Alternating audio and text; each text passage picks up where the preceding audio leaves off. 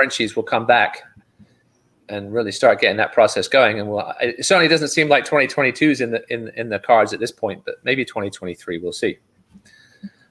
All right, that's enough of the nonsense. Let's get to our first guest of the evening, Mick Graham, the head coach of the Red Hot Brevard Red Eyes. You see what I did there, Charlie? The Red Hot, Red Hot Red Eyes. Yeah, Mick, that was pretty lame. Thank you for joining us this evening. You're welcome. Thanks for having me. I like the angle. I like the camera. The sounds sure. good. Oh, good. No, you're good. Yeah, we've had some interesting camera angles here on the program so far. You know, half heads and things like that. Makes a professional. I'm one in a row for this stuff. We're going to show some Brevard highlights in a little bit because we did get those at the last second. I did notice, Charlie, before we went on air, that the person that scored at least 3 or 4 tries in this game was the one that sent the highlights in. So I'm 100% sure he really tried hard to make sure he got these highlights in here, but we'll get to that in a minute. Mick, tell us a bit about... Ross, hold on a second. Yes. I have to ask Mick, who is sponsoring him? Because he seems to have a hat with a logo there that he wants to... Looks like it's in the looks upper. very cute. Oh! Yeah, that's my logo. I can't even get this straight. That's awesome. That's the top of the opera house there, yeah. When are we getting those? I'll pay for the shipping. Come on. They're very cute. They're very nice. Very nice. They come in three colors at the closest store near you. And how many people actually know what that is, Mick, without having to ask you? I've got all sorts of stuff. Yeah, I get. I get. Are they sharks? Is it a M? It's I mean, you know the people from overseas because they usually pick it up pretty quick. Bloody Americans, I tell you, no culture. Anyway, this place would be great without them, wouldn't it? Tell us a bit about yourself, how you ended up here in Florida, some of your rugby background, some of your business background, and then we'll get into the 401k stuff. All right. Well, geez, this is going to try and wrap this up pretty quick for you. So, I was a CPA back in Australia, and I fell into sports management. I was playing rugby back there. I had a buddy that was a pro golfer, and I just finished my CPA degree, which in my mind at that stage made me an expert. So I helped him on a couple of contracts early on, sponsorship contracts. All right. What's his name? Paul Gow was the first guy. He was an Australian golfer. I ended up with a bunch of them in the end, and I merged with a company over here in the States, and then I sold that business in 2006, and I guess I sort of had a lot of money that I was sort of managing at that stage for all the prize money they won. And so the company I was referring it to, Merrill Lynch, said, hey, we better hire this guy before he does something else with it. So I ended up getting a job over here, and that was that. And then I got my own sort of practice about 5 years ago. I'm affiliated with a company called Raymond James. Oh, yes. And so I've got my financial planning office there, and we manage some portfolios. But the 401k side is really what we're focused on here for the last couple of years. It's pretty much as boring as it sounds, So we get these 401k plans, and we help the company sort of make sure it's structured well for the company as well as the employees. So we do everything from, helping them with their investment selections inside it to making sure that the plan, ticks all the boxes from a fiduciary standpoint. So, it keeps both the company accountable and also the employees. We give them help in making the right investment selections. So that's very important. Now, what size companies do you work with? Small to mid-sized companies. That's our specialty, really. So, in actual fact, I mean, probably a lot of the local business that I've got lately, or a lot of the business we've opened up lately, has been for 1 and 2 man shops. So, you don't necessarily have to have a 401k plan. I call it 401k Florida just for the fact it's a retirement plan, but it's really, we do IRAs and simple IRAs for businesses that are just getting off the ground. And so anyone who wants to put away some money, tax deferred or even, tax free, that's the sort of stuff that we help with and set up the plans to do that. So, and as I say, it's been a really good business. In the whole portfolio management world, you struggle, your client base gets older, they end up taking money out. In 401ks, people are putting money in. So it ended up being a pretty good business mix for us. Does somebody have to have their business in Florida, or can they be anywhere in the United States? We can do all over. It's just Florida. It's easy. I like to sort of get out face to face with people. It's been pretty difficult, obviously, the last 12 months. So, I like to go out and sit with the owner,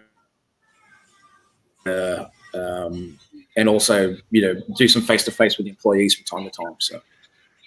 Good stuff. So as you heard, Mick, 401k, if you're interested, even individuals, I assume that perhaps need help with their 401k.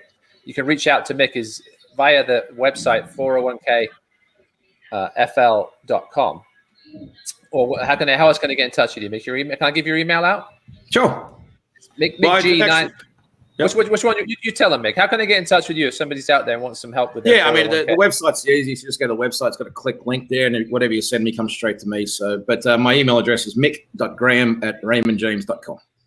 Raymond James, obviously an established name company, but they're backing you up. That's great to see as well. Right, let's get to the rugby stuff. Once again, thanks, Mick, for the sponsorship of the show.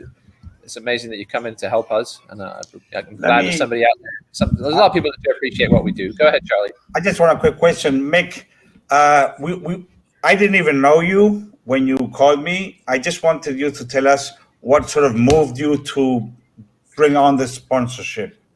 Oh, well, how could you not want to sponsor a program where the lead commentator here is a referee and, bags other referees? I mean, I just don't know any other podcast in the world that you could do that, where you can find those type of personalities. It's only one people like, pretty much. It's only one. Only one ref or on one show? Which one, Charlie? You get on, you call yourselves amateurs. I love it. It's great, Listen, maybe the banner across the banner across the bottom should say, "Geez, we're rough, but God, we're slow."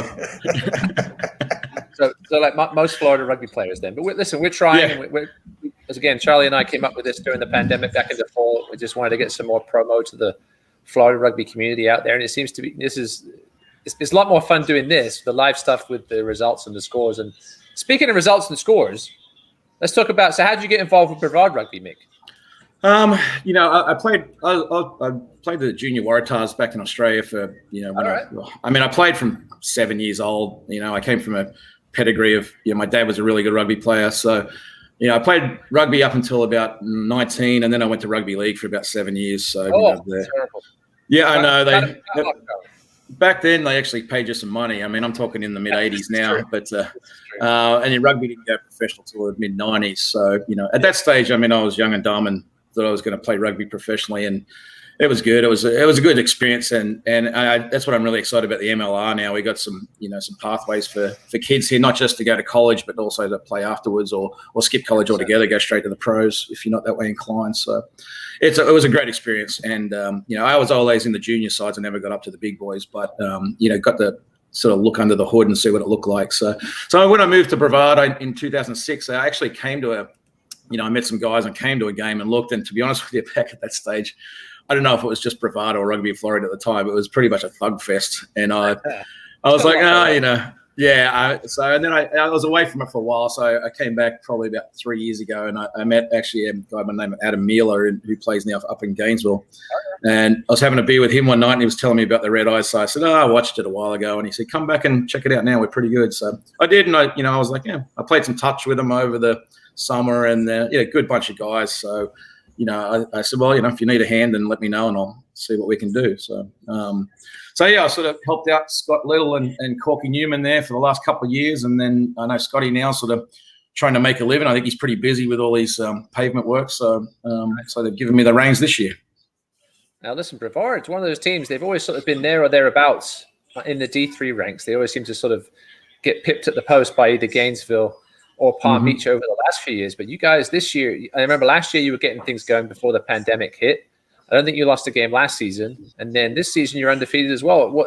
What's really been going right with this team? Where's it been clicking? I think the guys are really starting to sort of follow a game plan structure rather than, moving away from a lot of individual brilliance that the club's always had. They've always had those, 1, 2, or 3 like really good players, and relied on those guys heavily to, get them across the line. But in those tough games, as it gets pretty tight, and the ball doesn't get wide to the fast guys as much, and they get shut down. And that's when they, an individual's not going to beat a really good team. You need a good team to beat a good team. So, and they're really starting to work on that. They're really sort of, spreading the workload out. Their defense is a hell of a lot better in the last couple of years than what it has been. So, I think that combination has really worked well for them. Yeah, there's obviously been, as you said, some serious individual talent, which we'll get to see in a minute on the highlights, but you seem to be bringing them together as a team. Listen, Jacksonville, only came down from D2 a couple of years ago, and you really put the foot to the wood chipper yesterday. Charlie, have you got those highlights for us? Take a look at the beautiful day in Brevard County. Lots of tries here. First one is going to be an offload from the aforementioned Sean Prugger, who is watching and has commented.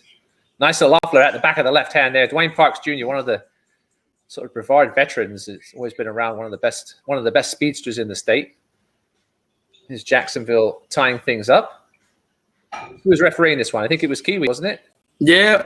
We had Kiwi referees. Coming refs. He's certainly doing well. He throws himself into all these games. He'll take any game. He'll go to Gainesville, Tallahassee.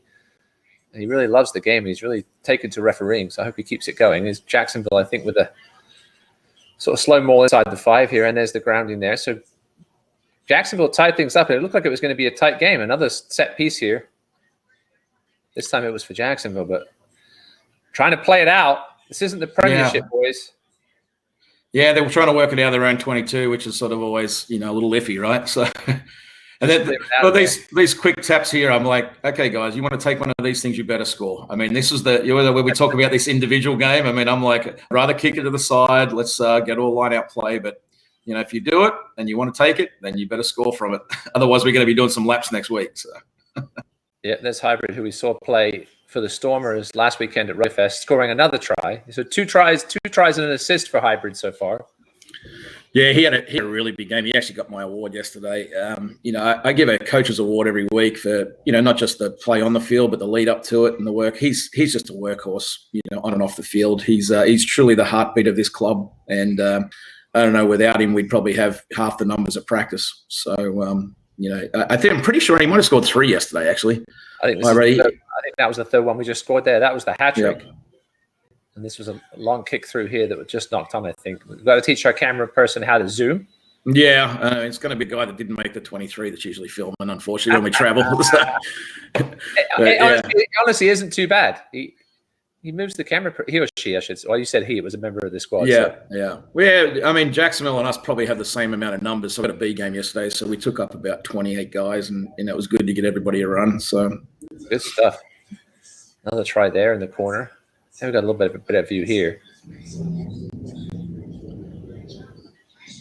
Yeah, I haven't watched the film yet. Yeah, a couple of side steps back inside. Yeah. That's a brave I have, cutting back inside against the grain.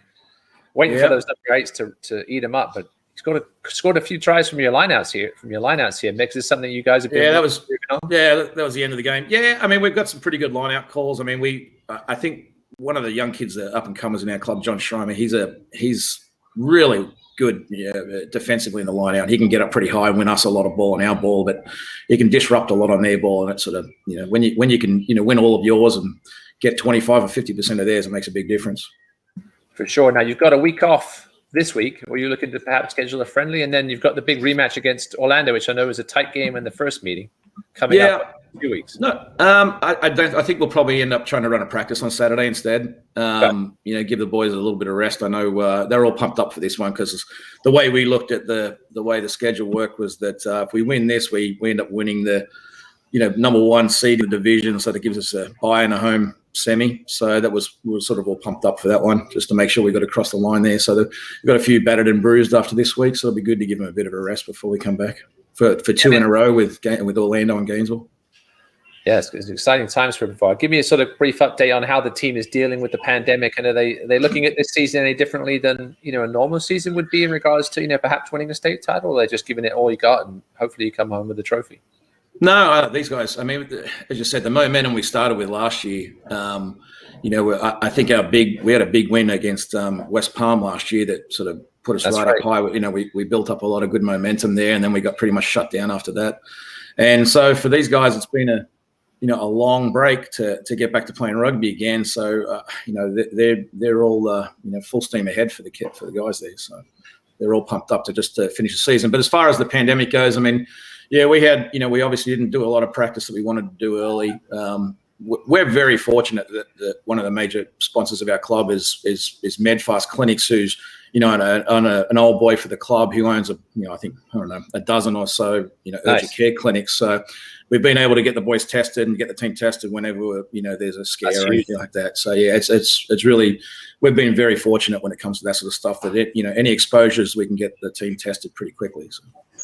Great stuff. Well, Mick, thank you for taking the time to join us today. Again, thank you for the sponsorship. I hope Brevard keeps going as they've been going. Keep the momentum going. I know things have sort of been localized this season just because of the COVID situation, but I'd love to see you play some of the South teams, maybe the powerhouses down here towards the end of the season, whether it's in the semifinal or the final and really see what you guys can do against, some of these more established D2 sides. That'd be great. Yeah, I think we're looking forward to it too. Thanks, Mick. Thanks, Mick. Appreciate it. Charlie, anything else you want to say before our legendary sponsor jumps off here? Charlie, we can't hear you. Charlie. Okay. Oh, there you are. Okay, sorry. Now, I was chasing one of our guests that had not shown up, and so hey, Mick, thank you very much, and hopefully we'll see you again. We hopefully will see you at the finals this year.